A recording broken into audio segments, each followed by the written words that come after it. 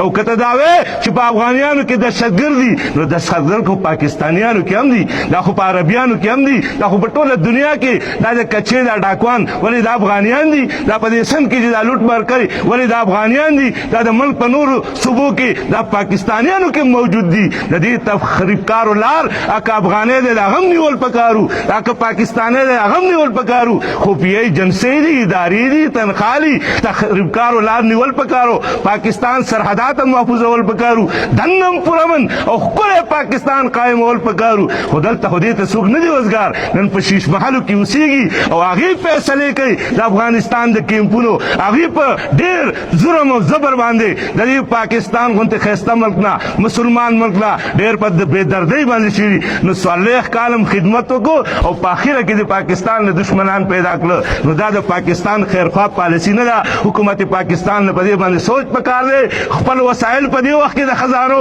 ماتول پکار دي، دې افغانستان ورنونو ته هارونه اچول پکار دي. په تورخم باندې چې کوم ظلم روان دی هلته هغې آبادکارۍ کې مسله ده، دلته هم په ورځو او شپو باندې په هغه باډر باندې پراته دي. نو دا زیتی دی.